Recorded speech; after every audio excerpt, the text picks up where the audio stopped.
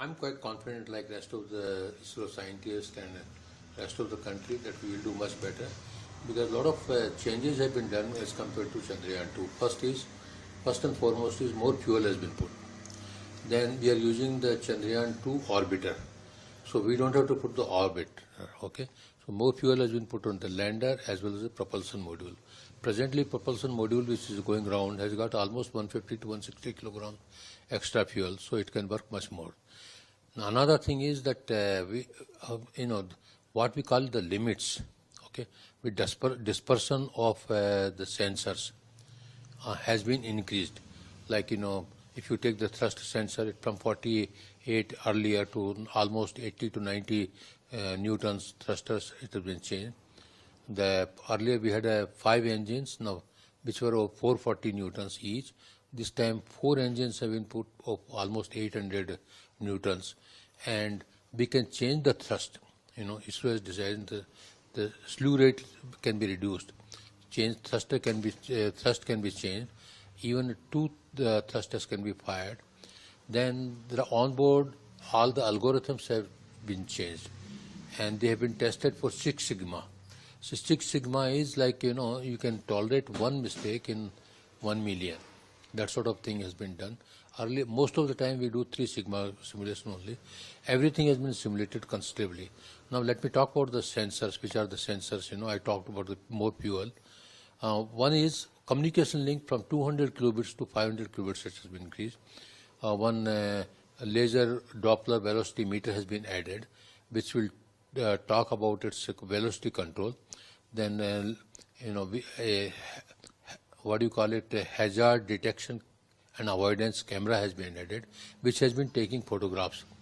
So that has been done, and that takes the photograph. Onboard computers also, there are a lot of algorithms have been changed. So the algorithms have been upgraded in such a way that we go for simulation by 6 sigma. I told you, and there is a parallel algorithms are there. Then see, there is a carbon altimeter is there, so we can find out the exact location, height. Then laser altimeter is there about the Chandrayaan 2, and there are extra for changing the direction and orientation. Extra 8 thrusters have been added. Okay, and all the slew rates can be changed. Means you can change their thrust levels. The slew rate means like changing the thrust levels, etc. And it has got a capacity to hover. Now, before it lands, all the navigation tools, navigation sensors, etc., they are calibrated. Absolute calibration is done. Like, the star sensor is there. Using the star sensor, absolute calibration is done of the laser gyros which are there inside it. Similarly, other things, calibrations are also done it. So, and then when there is